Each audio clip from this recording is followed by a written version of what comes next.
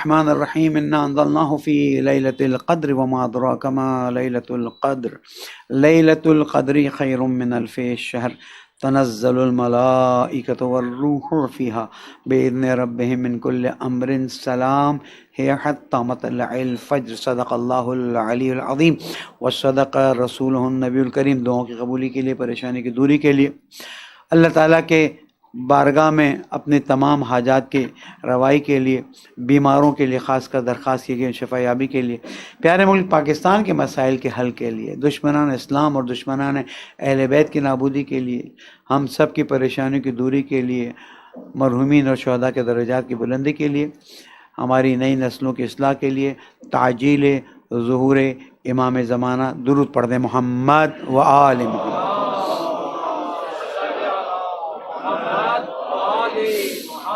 میں اپنی گفتگو کو آگے بڑھانے سے پہلے عرض کرتا چلوں، جیسے کہ ہر سال ہم آپ کی خدمت میں فطرے کے انویلپس دے دیتے ہیں، میری کیلکولیشن میری اپنی ذمہ داری کے مطابق اس طرح سے کہ اگر کوئی گیہوں کا فطرہ دینا چاہتا ہے تو 285 روپیز، اگر کوئی چاول کے دینا چاہتا ہے تو 900 روپے، کوئی کھجور کا دینا چاہتا ہے تو 1200 روپے، اور اگر کوئی گوشت کا دینا چاہتا ہے تو 4500۔ اب مجھ سے بعض مرتبہ مولانا آ گیا جی، بعض مرتبہ مجھ سے سوال کرتے ہیں کہ مولانا شریعت کے لحاظ سے یہ کہاں لکھا ہوا ہے؟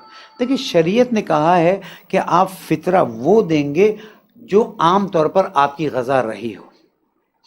یہ نہیں کہا ہے کہ آپ صرف گندم کا، بعض جگہ پہ اعلان ہوتا ہے گندم کا فطرہ، ایک جگہ پر میں نے خود وہ اعلان سنا تھا بہت سال پہلے، آپ صرف گندم کا فطرہ دیں گے اور کوئی فطرہ نہیں۔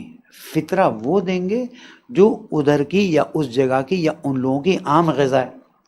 اب اس جگہ سے مطلب کراچی لے لیں تو کراچی کا لاسٹ حصہ اورنگی ٹاؤن سے بھی آگے کٹی پاڑی وہاں کا ہے، آپ کو لینا ہے آپ کی مرضی۔ کراچی کا دوسرا حصہ ڈیفینس ہے، آپ کو لینا ہے وہ آپ کی مرضی، کوئی آپ کو مجبور نہیں کر سکتا۔ ابھی بھی آج نماز جمعہ کے بعد ایک صاحب آئے تھے، بہت اچھی گفتگو رہی، تو انہوں نے کہا کہ مولانا آپ اس طرح سے بیان کرتے ہیں، دوسرے جو وہ اس طرح سے بیان کرتے ہیں۔ میں نے کہا میں نے اپنی ذمہ داری پوری کرنی ہے اور میں نے لوگوں کو زیادہ کی طرف ترغیب دینی۔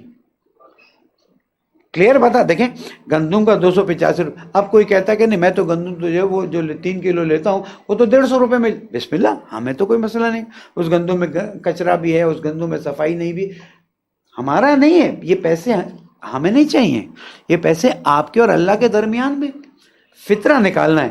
اب آپ گوشت کھاتے ہیں، اچھا کھاتے ہیں، اللہ نے آپ کو دیا ہوا ہے، میں جانتا ہوں ہمارے یہیں پر آپ کے درمیان میں لوگ بیٹھے ہوئے ہیں اور آتے بھی ہیں کہ جو گوشت کا فطرہ نکالتے ہیں، کہتے ہیں مولانا قبول ہے۔ میں نے کہا اگر کچھ قبول نہیں، گندم والا تو اس میں شامل ہے نا۔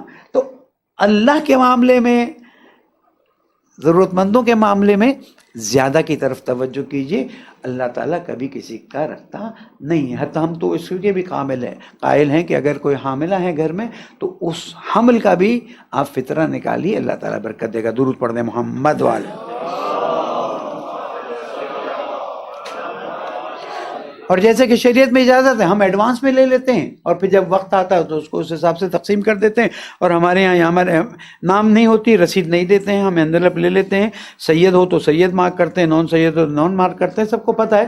اس کا یہ فائدہ یہ ہوتا ہے کہ ہم انویلپ پہنچانے میں بہت آسانی محسوس کرتے ہیں۔ اگر ہم الگ لکھنا شروع کریں، پھر اماؤنٹس مکس ہوں، مسائل ہوتے ہیں، تو ہماری احتیاط یہ ہوتی ہے کہ انویلپ ہی اسی طرح سے اس فیملی کو چلا جائے تاکہ اس کا حق ادا ہو جائے۔ ایک درود اور پڑھ دیں محمد والے۔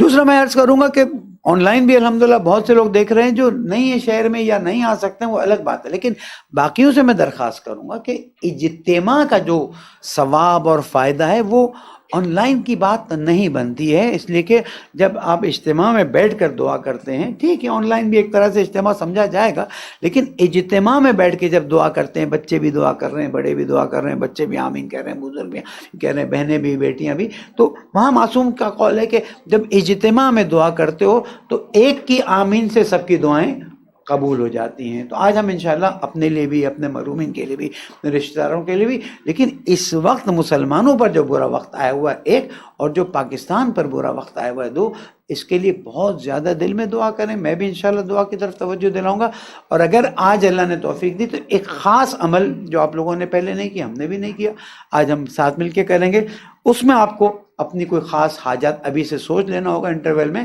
تاکہ اس عمل کے فوراً بعد آپ اس حاجت کو انشاءاللہ طلب کریں۔ اللہ تعالیٰ کی بارگاہ میں کیا کمی ہے، جس کو دینا چاہے جتنا دینا چاہے دے سکتا ہے، لیکن اتنا لیجئے جتنا برداشت کر سکے، اتنا مت مانگے جو برداشت نہ کر سکیں۔ پھر وہ کہتے ہیں کہ مولانا اللہ سے یہ کہتے ہیں کہ برداشت بھی دے دے، وہ برداشت دینے کو دے دے گا، لیکن سوال یہ پیدا ہوتا ہے کہ انسان کے اندر اس کو سنبھالنے کی قابلیت ہونی چاہیے، اور قابلیت حاصل کرنے کے لیے ایک پورے پروسیس سے گزرنا پڑتا ہے۔ جب اس پروسیس سے انسان گزرتا ہے پھر اس کے اندر قابلیت آتی ہے، اور اس کے بعد پھر وہ خاص کر جو جوان میرے سامنے بیٹھے ہیں اپنی فیوچر کو بہتر بنانے کے لیے، فیوچر بہتر کیا بنے گا؟ بہتر یہ نہیں کہ 6 فگرز آپ کی تنخواہیں 7 فگرز، فیوچر بہتر یہ کہ آپ قوم و ملت کی بھلائی کے لیے کام کریں۔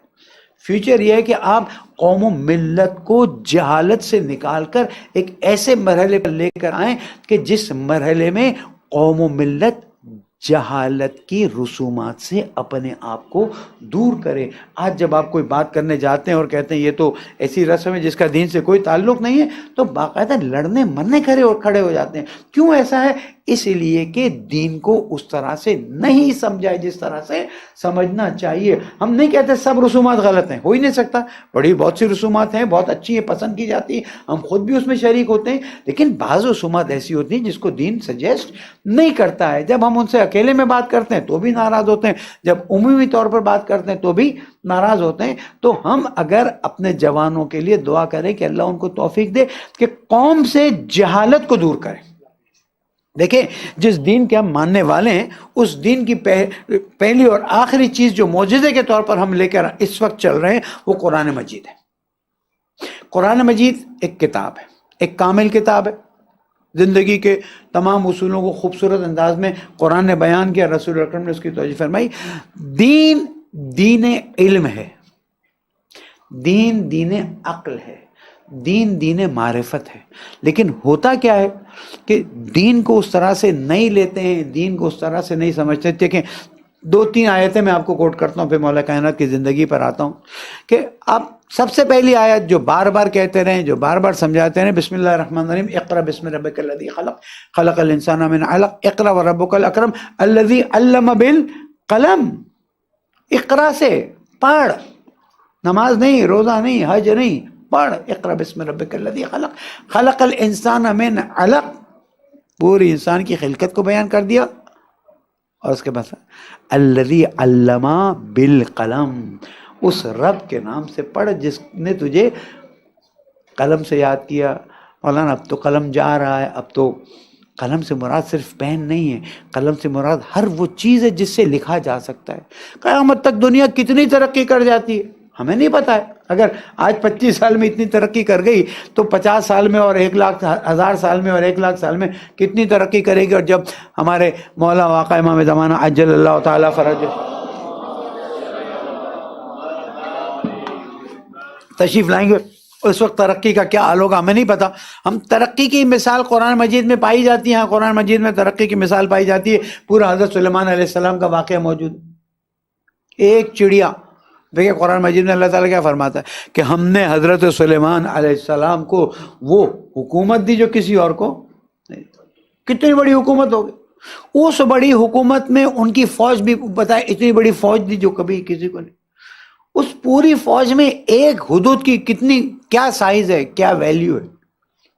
وہ حدود اگر نہیں ہے تو حضرت سلیمان علیہ السلام پوچھ رہے ہیں مالی لار الحدود، بھائی کیا ہو گیا، حدود کہاں چلی گئی؟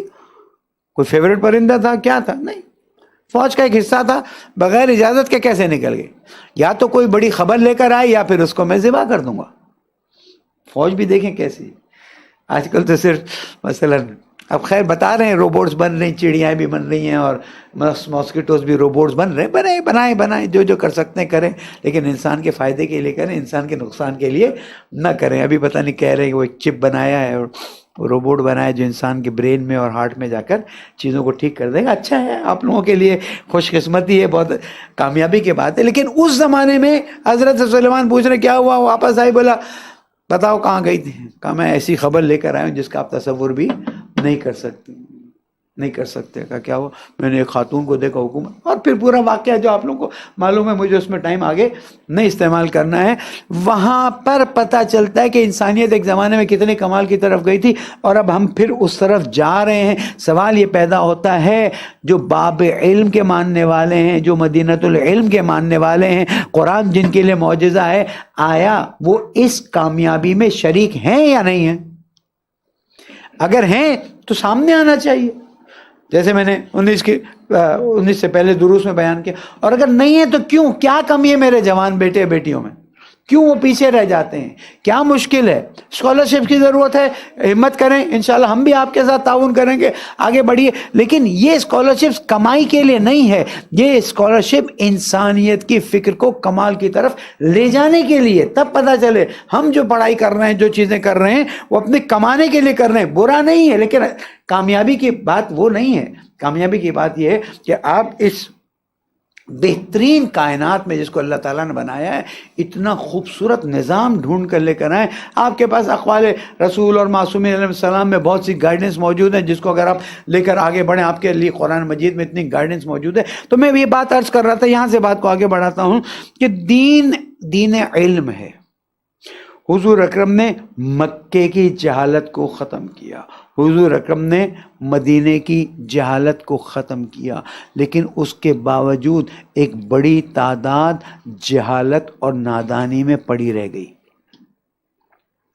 اسلام اور مولا کائنات کا درد کیا تھا, جو میں اپنے مختصر وقت میں آپ کی خدمت میں عرض کروں. اسلام اور مولا کائنات کا درد یہ تھا کہ کچھ لوگ یہ سمجھتے تھے کہ اسلام حکومت قائم کرنے آیا ہے, اسلام حکومت قائم کرے گا, ہم قائم کر دیتے ہیں, حکومت ہی چاہیے نا.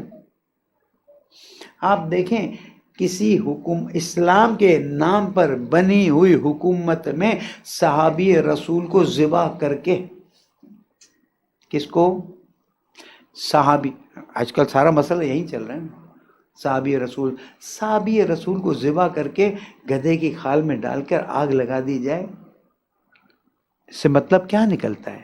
مطلب یہ نکلتا ہے کہ سمجھنے والوں نے یہ سمجھا کہ دین آیا ہے حکومت کے لیے, دین حکومت قائم کرے. دیکھیں نا, جب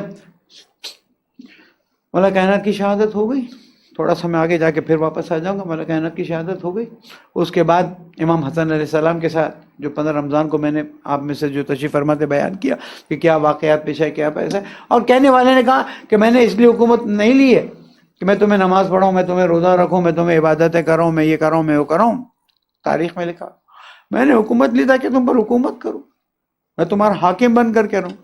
یعنی دین جو انسان کو انسان بنانے کے لیے آیا تھا, جو دین انسان کو انسانیت کے درد کو محسوس کرنے کے لیے آیا تھا, جو دین آیا ہی اس لیے تھا کہ انسانی عقل کو کمال کی طرف لے جائے, جو دین آیا ہی اس لیے تھا کہ ہر طرف علم کا چرچا ہو, اس دین کو ایسی چیزوں میں مشغول کر دیا گیا, اس دین کو ایسے مسائل میں ڈال دیا گیا کہ وہ اصل چیز تو ہاتھ سے نکل گئی. کیوں پانچویں امام علیہ السلام کو ایک ایسا سسٹم بنانا پڑا کہ جس کے ذریعے پھر علوم, ٹوٹل اسلام کے علوم, یا حضور اکرم کے زمانے میں, مولا کائنات بہت مختصر اپنے زمانے میں, اور پھر پانچویں امام اور چھٹے امام, بس ٹوٹل آپ کے دین کے علوم اور آپ کے کائنات کے علوم ان 2.5 اماموں کے زمانے میں آپ تک پہنچے. حضور اکرم کا زمانہ الگ ہے, اس زمانے میں جو چیزیں ملی وہ اپنی جگہ پر ہیں. 2.5 امام یعنی مولا کائنات کو کچھ عرصہ موقع ملا تو انہوں نے کہہ دیا سلونی. اس کے بعد امام حسن امام حسین کو جو صورتحال کا سامنا کرنا پڑا آپ کے سامنے, اس کے بعد چوتھے امام نے دعاؤں کے ذریعے کیا, پانچویں امام اور چھٹے امام, ٹوٹل 2 اماموں کو وقت ملا ہے کہ انہوں نے علوم دینیہ, علوم انسانیت, علوم کائنات کو پھیلایا. اور ان 2 امام یا 2.5 امام کے زمانے کا احسان ہے کہ آج انسانیت کمال کی طرف بہتر انداز میں آگے بڑھ سکی. صرف تصور کیجئے کہ رسول اکرم کے وصال کے بعد انسانیت اس راستے میں چلتی جس راستے میں اللہ نے ڈالا تھا, جس راستے پہ رسول اکرم نے چلایا تھا, اور جس راستے پر مولا کائنات لے کے چلنے والے تھے. درود اور پڑھ دیں محمد.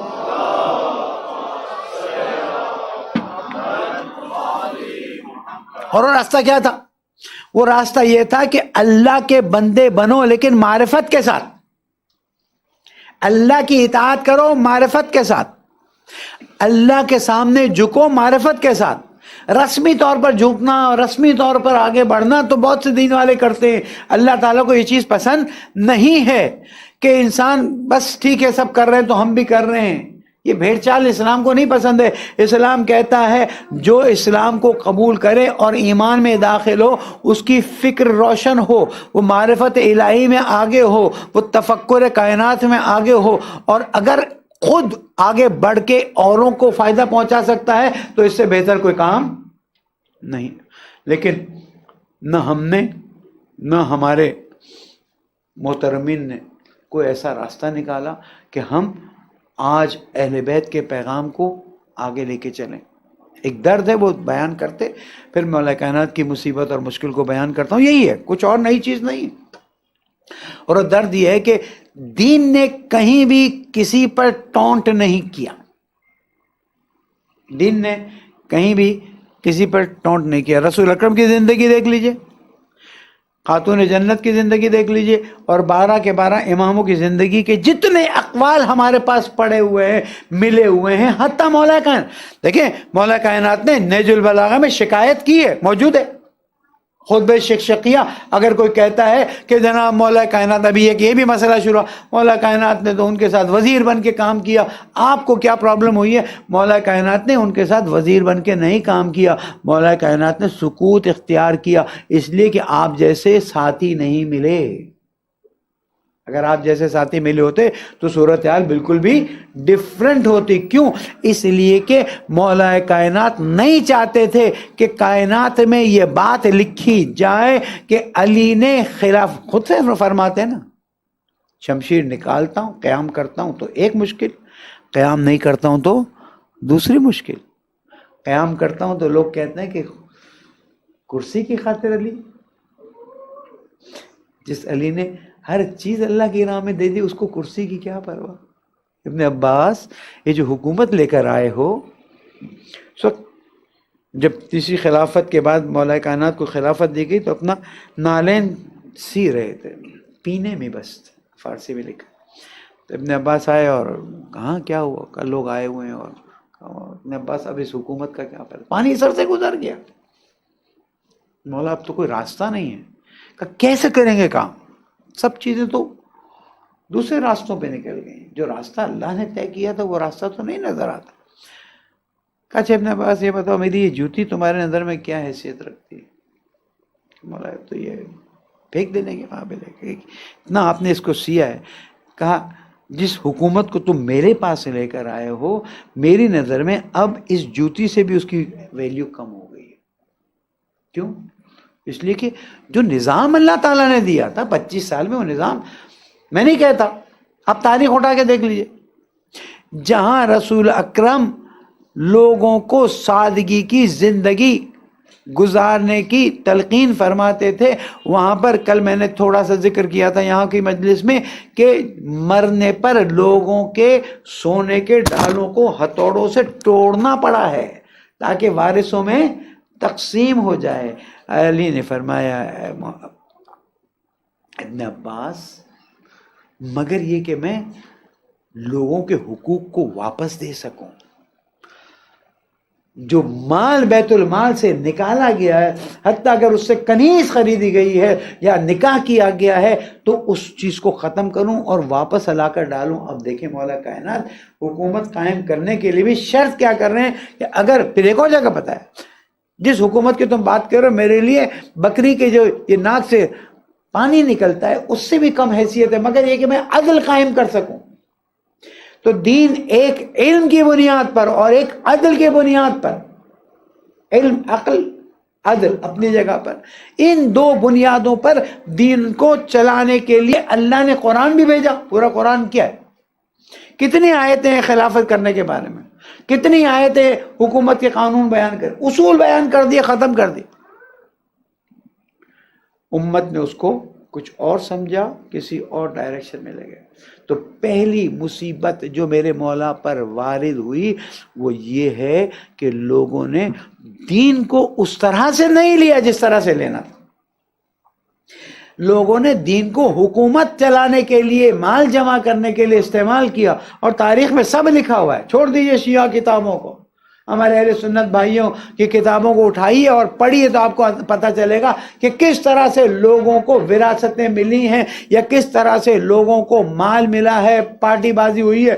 میں کیسے اس کو چھپاؤں جب کتابوں میں لکھا ہوا.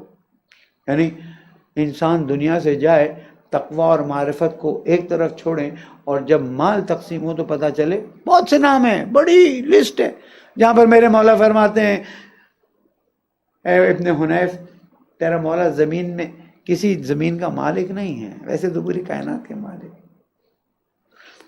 کوئی وراثت چھوڑ کے نہیں جا رہا ہوں. اگر صرف یہی کمپیریزن اس زمانے کے لوگوں کا رکھا جائے تو آپ کو اندازہ ہو جائے گا. تو پہلی مصیبت مولا کی یہ تھی کہ لوگوں نے اسلام کو صرف حکومت قائم کرنے کا نظام سمجھا، اور اس کا نتیجہ یہ ہوا کہ تربیت نہیں ہوئی.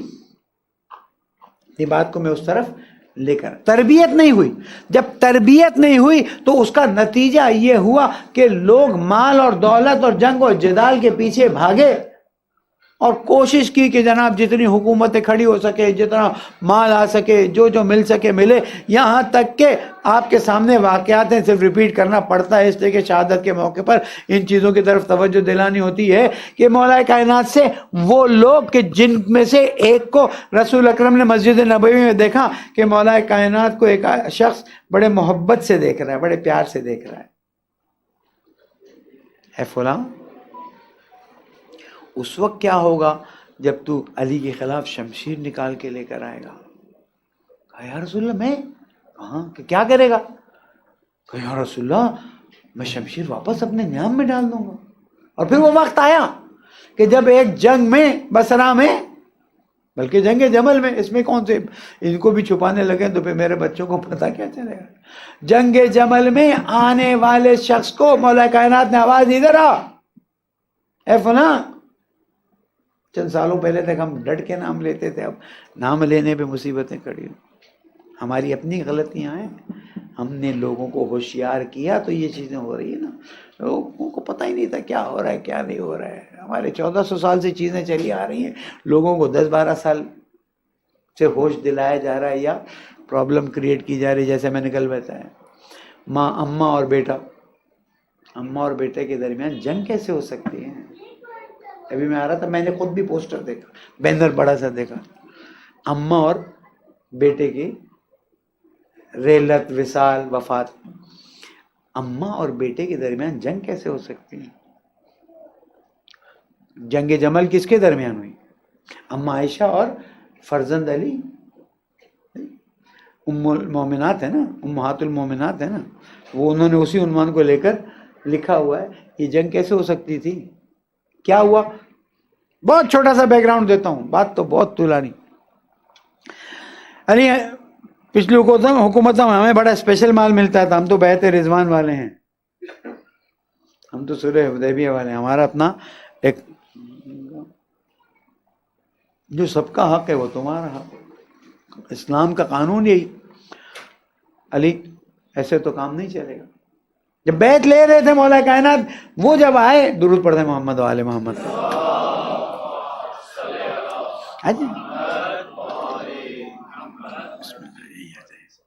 ایک اور درود پڑھ دیں محمد والے.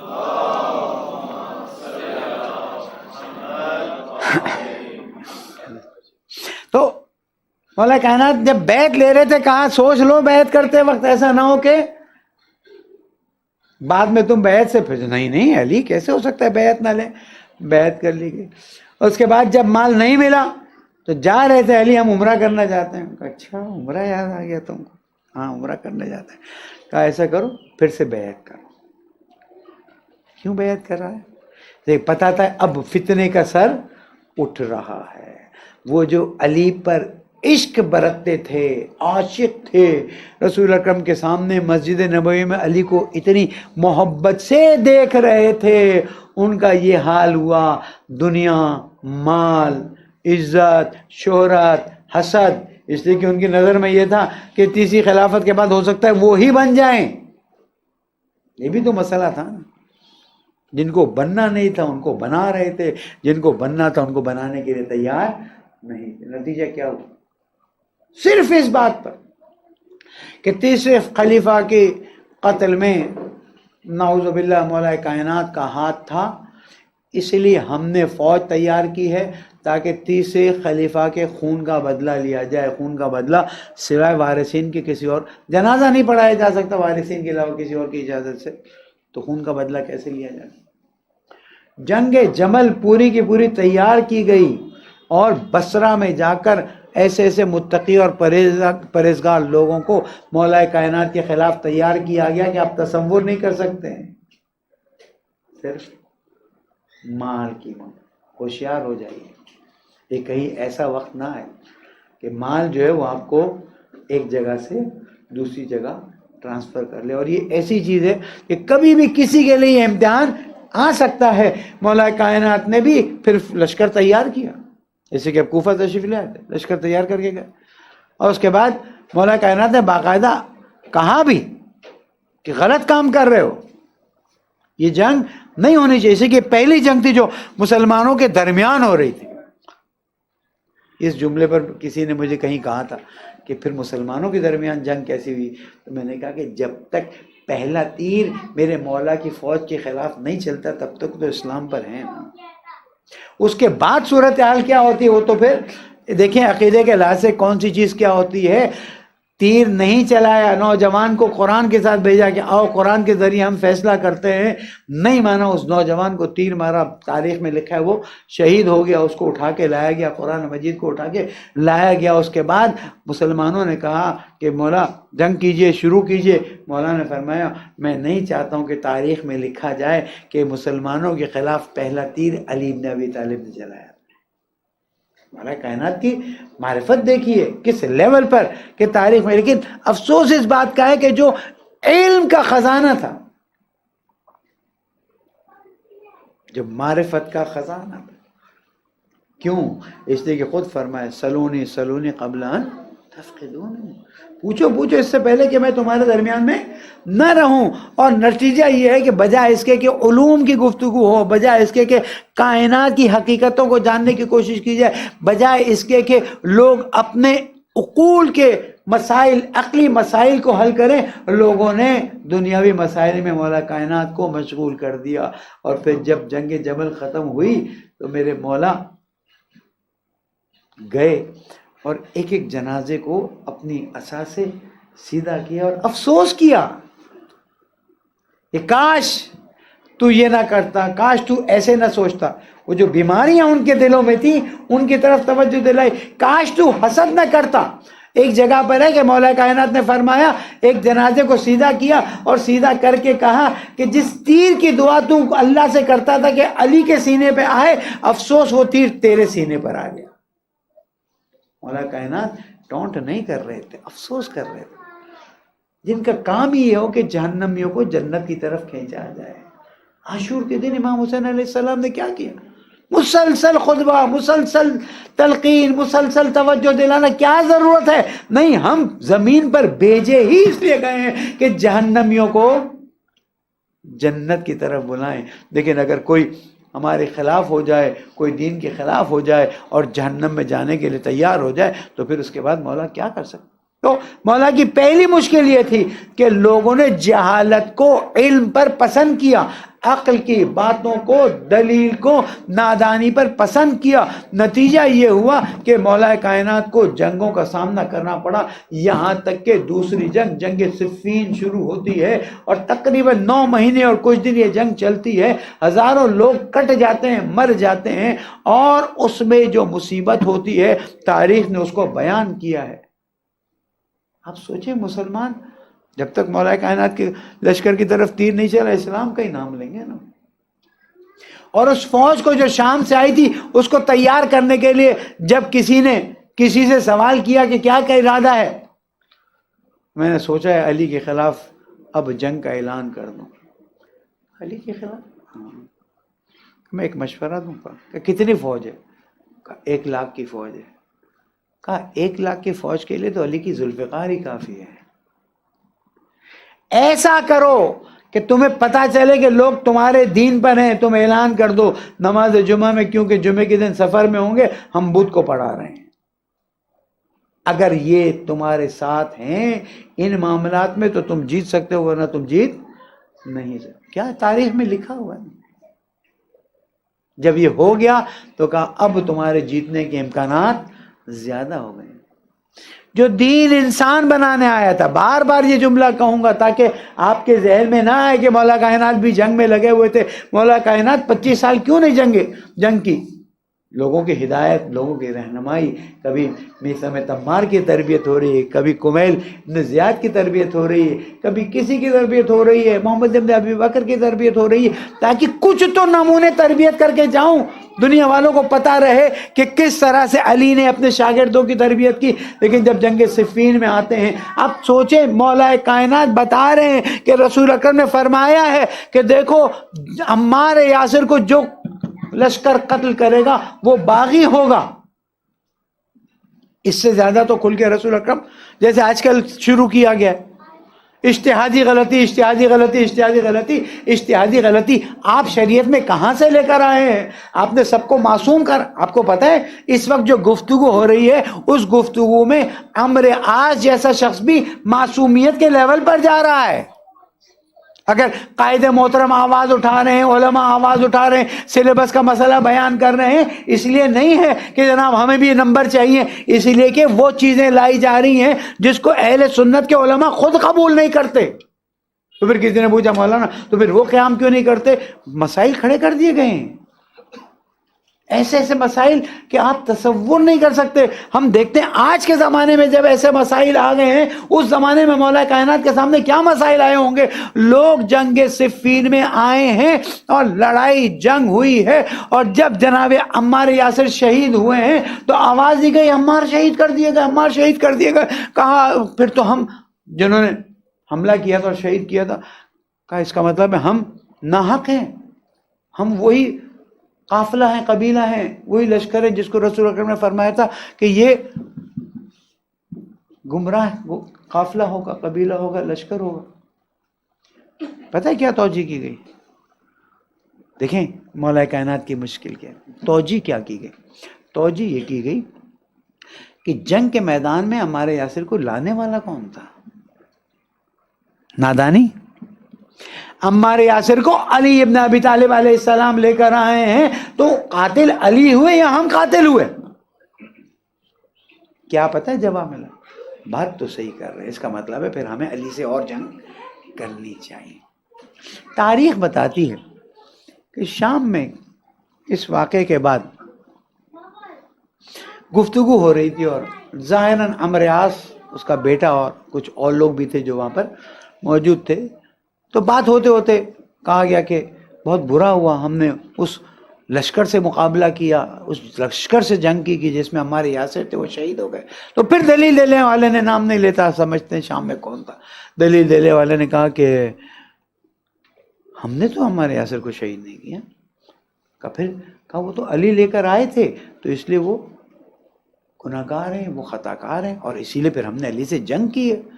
کہا ہاں، بہت جوان ہے نا، جوان کی فکر کو نہیں روکا جا سکتا۔ آج آپ کے ہاتھ میں یہ جو سوشل میڈیا ہے نا، میں نے جمعے کے خطبے میں بھی یہ کہا اور اس سے پہلے بھی کہا ہے، اس نعمت سے استفادہ کیجئے۔ اسلاموفوبیا کے خلاف آپ آواز اٹھائیے، قرآن مجید کی بے احترامی ہو رہی ہے آپ آواز اٹھائیے، فلسطینیوں کا مسئلہ ہو رہا ہے آپ آواز اٹھائیے، آواز اٹھائیے۔ وہاں جوان موجود تھا اس جگہ پر، اس محل میں، اس جوان نے کہا، پھر میرا ایک سوال کا جواب دے دیں، رسول اللہ بھی نعوذ باللہ قاتل تھے؟ سب حیران ہو گئے، بولے رسول اللہ کیسے قاتل ہو گئے؟ کہا حضرت حمزہ کے قاتل رسول اکرم قرار پائیں گے نا۔ کہا وہ کیسے؟ کہا جنگ میں حضرت حمزہ کو لے جانے والے کون تھے؟ کہا وہ رسول اکرم کے ساتھ فوج میں گئے تھے۔ کہا پس رسول اکرم اگر تمہارا یہ فارمولا صحیح ہے کہ عمار یاسر کو علی ابن ابی طالب علیہ السلام نے قتل کروایا، نعوذ باللہ مروایا ہے، تو پھر حضرت حمزہ کو بھی رسول اکرم نے نعوذ باللہ۔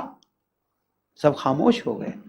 یہ میرے مولا کی بڑی مصیبت ہے، وقت نہیں ہے، ورنہ یہ عقل سے پیدل لوگ، نادان لوگ تجاہل یا برتنے والے یا جاہل لوگ، انہوں نے جتنا اسلام کو نقصان پہنچایا، اس کا پتہ نتیجہ کیا ہوا؟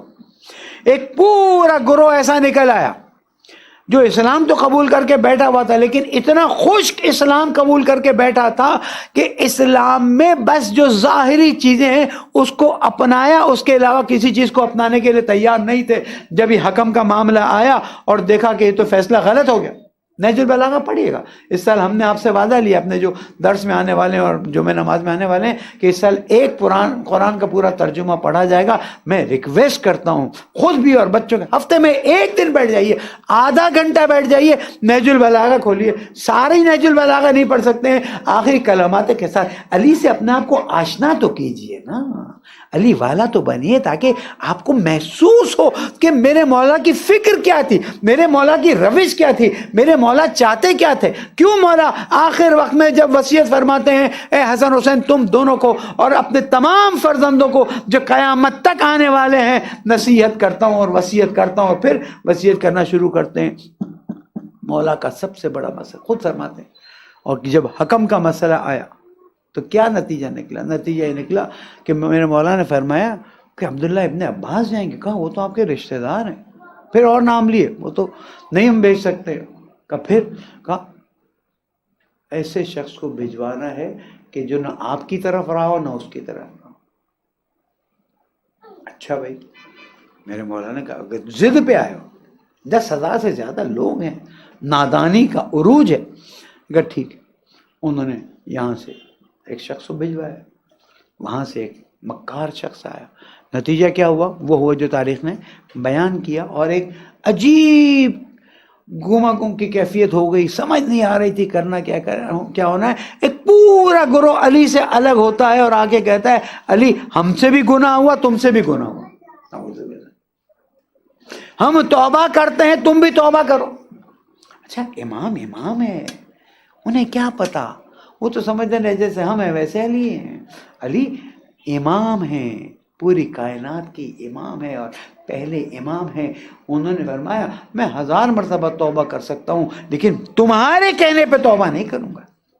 جیسے کہ علی نے کوئی گناہ ایک بار کہہ دیتے، میں نے کل بھی بتایا، بعض مرتبہ ہوتا ہے مولا کائنات بول دیتے چل جائے، ٹائم تاریخ میں لکھا جاتا کہ آپ پہلے امام کو معصوم کہتے ہیں، اور امام نے تو توبہ کی، استغفار کی۔ پھر دعائے کمیل کیا ہے؟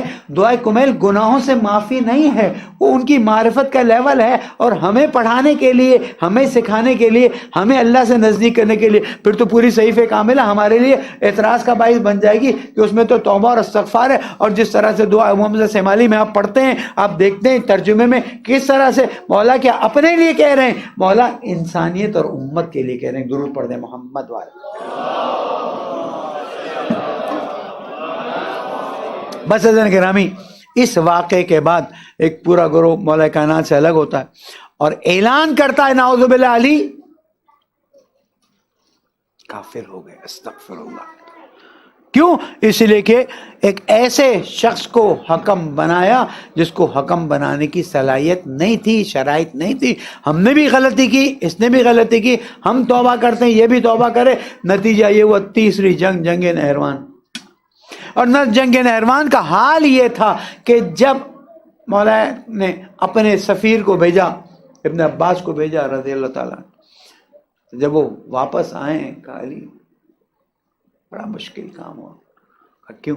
کہ جس طرح سے وہ عبادتیں کرتے ہیں، جس طرح سے وہ نمازیں پڑھتے ہیں، رات کو تاریکی میں نہروان کی جگہ پہ جب ذکر کرتے ہیں، ان کے ہاتھ سب سخت ہو گئے ہیں، ان کے سر سجدے سے سخت ہو گئے ہیں۔ آپ عبادتوں کو مت دیکھو کہ اس کی معرفت کا مرحلہ کیا ہے۔ کہ مولا ہم تو سمجھتے ہیں، لیکن یہ لوگ جو آپ کے ساتھ جا رہے ہیں ان کے اندر بھی اتنا دم نہیں ہے کہ یہ ان کو برداشت کر سکیں۔ یہی ہوا جب یہ لشکر پہنچا ہے، وہاں پر ایک بڑا گروہ یا ایک گروہ مولا کے سامنے آ گیا، مولا ان لوگوں سے لڑیں گے، ان لوگوں سے جہاد کریں گے؟ کہاں؟ مولا ہمیں تو شک آتا ہے۔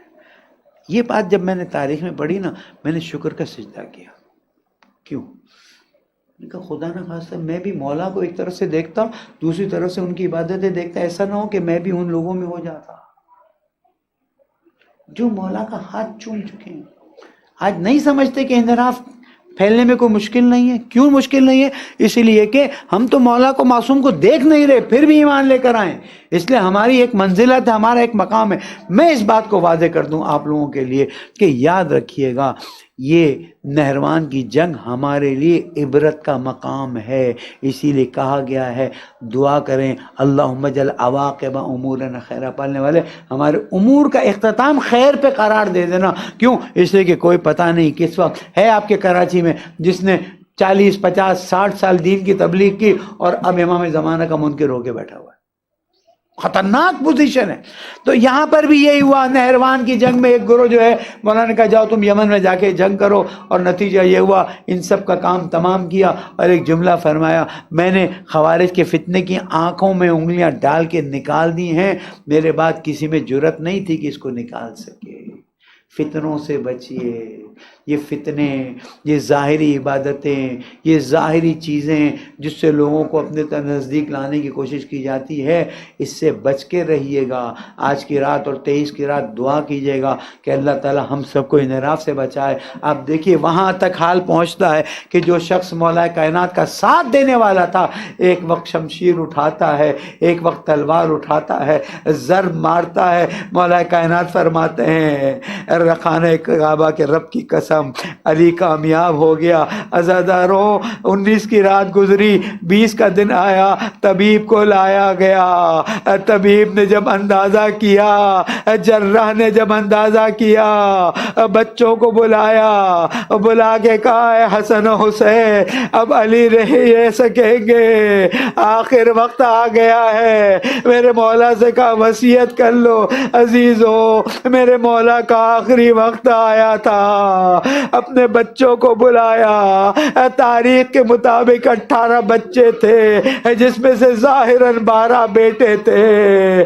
امام حسن کو آگے بلایا، ایک ایک کا ہاتھ حسن ابن علی کے ہاتھ میں رکھا، یہ تمہارا امام ہے، یہ تمہارا ولی ہے، یہ تمہارا صاحب اختیار ہے۔ سب کے ہاتھ رکھ دیے۔ عباس علمدار کنارے پہ تھے، کہا حسن ایک طرف ہو جاؤ، حسین آؤ۔ حسین کا ہاتھ آگے بڑھایا، عباس کا ہاتھ لیا، حسین کے ہاتھ میں دیا۔ عباس یاد رکھنا اب حسین کی اطاعت کرنی ہے۔ جناب ام المنین آگے آئی، آقا حسن کے ہاتھ میں نہیں دیا، حسین کے ہاتھ میں دیا۔ کہا ام المنین میں جانتا ہوں مصلحت الہی کیا ہے۔ ایک وقت حسین کو نزدیک بلایا، بیٹا نزدیک آؤ، اپنا کان میرے ہونٹوں کے پاس لاؤ۔ سب کھڑے تھے، کسی نے نہ سنا۔ امام علیہ السلام کی آنکھوں سے آنسو جاری ہو گئے۔ بہت پوچھنے کی کوشش کی، بہن زینب نے کہا بھائی مجھے تو بتا دو۔ کہا نہیں، جب وقت آئے گا بتاؤں گا۔ عصر عاشور، کربلا کا میدان، حل من ناصر ینصرنا کی آواز۔ ایک وقت امام آئے، بہن زینب حسین خدا حافظی کے لیے آیا ہے، اپنے بازوؤں سے پردہ ہٹاؤ۔ بازوؤں کو بوسا دیا۔ بہن یاد ہے 20 رمضان کو بابا نے کان میں کہا تھا، یہ وہ کم کام تھا، یہ وہ عمل تھا جس کا بابا نے کہا تھا۔ مولا نے وصیت کی، عجیب جملہ کہا، آقا آپ کی انسانیت کو سلام، آپ کی عدالت کو سلام، حسن میں دنیا سے چلا جاؤں گا، حسین میں دنیا سے چلا جاؤں گا۔ یہ ابن ملجم کو فقط ایک ضرب لگانا، اور یاد رکھو ایسا نہ ہو میری شہادت میں فتنہ برپا ہو جائے۔ اور یاد رکھو تمہارے نانا رسول اللہ نے فرمایا تھا کسی کتے کو بھی مسلا نہ کیا جائے۔ آقا آپ یہ 20 رمضان کو فرما رہے ہیں، وہ عصر عاشور، وہ شام غریبہ، حسین کا لاشا پامال کر دیا گیا۔